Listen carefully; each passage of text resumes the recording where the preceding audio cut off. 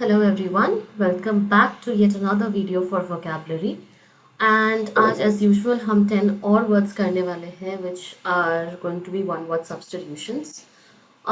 I do believe कि अभी तक आपने almost I would say 90 to 100 words तो कर लिए हैं हमने. I mean one word substitutions कर लिए हैं हमने. तो आई बिलीव कि आप लोग उसको प्रैक्टिस कर रहे हो, पढ़ रहे हो, यूज़ कर रहे हो अपनी डेली लाइफ में. एंड अगर आपने टेस्ट दिया होगा तो आपको पता होगा कि इन वर्ड्स का करेक्ट यूसेज या इनको किस तरह से यूज़ करना है एक पर्टिकुलर सेंटेंस में. आज हम 10 और वर्ड्स करने वाले हैं. ठीक है, वन वर्ड सब्सटीट्यूशंस कह लो या फिर वर्ड मीनिंग्स कह लो, जिस भी तरह से आपके पेपर में आए. ठीक है, so without any further wastage of time let's quickly dive into the words for today. ठीक है, आज का पहला word that we have is dormitory.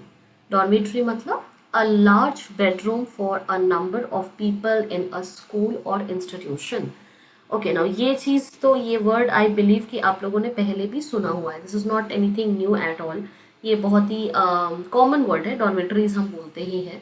तो किसी भी तरह का ऐसा स्पेस किसी स्कूल में, किसी ऑर्गेनाइजेशन में, किसी इंस्टीट्यूट में, किसी कॉलेज में, यूनिवर्सिटी में, कहीं पे भी जहाँ पे there is a large bedroom और a number of bedrooms for a number of people in the school. ठीक है, जहाँ पे उनको रेस्ट करना है या वो बीमार है, दे फॉल सिक और दे नॉट फीलिंग वेल और एनीथिंग लाइक दैट, कुछ भी उनका होता है तो वो वहाँ पे रेस्ट कर सकता है. आई एम श्योर आपके स्कूल्स एंड कॉलेजेस में भी, स्कूल्स में डेफिनेटली होंगे. और अगर आपने अभी तक नहीं देखा है तो मे बी कॉलेज में जाके यू कैन सी वन. अगला वर्ड वी हैव इज ड्रे. ड्रे का मीनिंग होता है the nest of a squirrel typically in the form of a mass of twigs in a tree. ठीक है, तो कुछ भी इस तरह से आपको इतना डिफिकल्ट तरीके से याद रखने की ज़रूरत नहीं. आप ऐसे समझ लो, स्क्विरल्स जहाँ पे एक अपना नेस्ट बनाते हैं ट्री में, उसी को ड्रे कहा जाता है. आपने आई सपोज देखा भी होगा, यू नो, ट्रीज वगैरह के ब्रांचेस पे they collect twigs and they make a छोटू सा nest for themselves and their young ones, और वो वहीं पे खेलते रहते हैं नॉल. तो उसी को ड्रे कहा जाता है. ठीक है, so you can say it is a nest for squirrels. Next up we have is gymnasium, जिसको आप जिम भी बोलते हो, राइट. अ रूम और a building equipped for gymnastics, games and other physical exercise. तो बेसिकली आपका जो ये जिम्नासियम है, this was meant for gymnastics only. ठीक है, जिम्नास्टिक जितनी भी एक्टिविटीज़ होती हैं उन्हीं के लिए ये बनाया हुआ था. बट लेटर ऑन धीरे धीरे इसमें एड ऑन करते गए हम लोग, यू नो, कि आप यहाँ पे गेम्स भी खेल लो, इंडोर गेम्स खेल लो, या आप अपने फिजिकल एक्सरसाइज वगैरह जो भी आप करते हो वो कर लो. आप में से बहुत लोग जाते हो जिम में, सो यू मस्ट नो कि हाँ ये क्या होता है. So gym is a short form actually. तो उसका पूरा जो वर्ड होता है that is gymnasium. Then you have granary. Granary, this is a store house for the threshed grain. ठीक है, तो जब व्हीट, राइस, बाजरा और एनी काइंड ऑफ कुछ भी आपके पास जो ग्रेन्स है उसको निकाला जाता है, उसको निकाल के एक, आप ये समझ लो कि ग्रेन्स का जो वेयर हाउस होता है उसको ग्रेनरी कहा जाता है. तो it's a kind of store house जहाँ पे जितने भी ग्रेन्स है, थ्रेश्ड ग्रेन्स है, ठीक है, मतलब छिलके विलके उतार के जितने भी थ्रेश्ड ग्रेन्स होंगे वो सारे के सारे वहाँ पे स्टोर करे जाते हैं. अगर उसको कमर्शियलाइज करते हैं तो वहीं से लेके बेचा जाता है शॉप्स में या बिजनेस के लिए.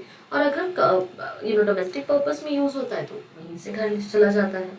तो it is a kind of store house, और वो पूरे साल के लिए फिर बचा के रखते हैं, स्टोर करके रखते हैं. जब जैसा रिक्वायरमेंट होगा उसी तरह से वो यूज़ करते हैं. तो एक तरह से आप कह सकते हो ग्रेन्स का जो वेयर हाउस है, ठीक है, स्टोर हाउस है, उसी को ग्रेनरी कहा जाता है. Then you have hanger. Hanger ये आपने अगेन सुना होगा. A large building with an extensive floor area typically for housing aircrafts. तो जो एरिया आपके एयरप्लेन्स वगैरह जहाँ पे रेस्ट करते हैं ना, उसी को हैंगर कहा जाता है. ठीक है, एक हैंगर आपका सुनने में वो वाला हैंगर होता है जिसमें आप कपड़े वगैरह टांगते हो, दैट इज डिफरेंट. उसका स्पेलिंग अलग है, वो GER होता है.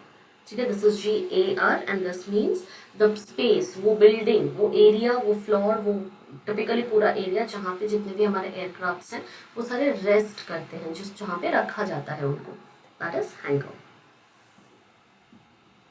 Up next you have is hutch.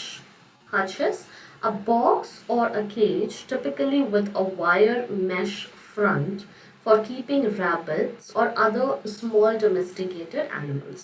ठीक है, एक छोटू सा जो बॉक्स आप बनाते हो ना, जो कई बार तो आप बिल्ली वगैरह के लिए भी बना देते हो, छोटू सा बॉक्स या फिर केज टाइप का एरिया जहाँ पे आप रैबिट्स या फिर कैनेपिक्स वगैरह को रखते हो, यू नो, तो that is known as a hutch. ठीक है, डोमेस्टिक जितने एनिमल्स होते हैं छोटे वाले, ठीक है, obviously you can not keep a, मतलब you can if you want to, but you generally don't keep a dog in a cage or something, right.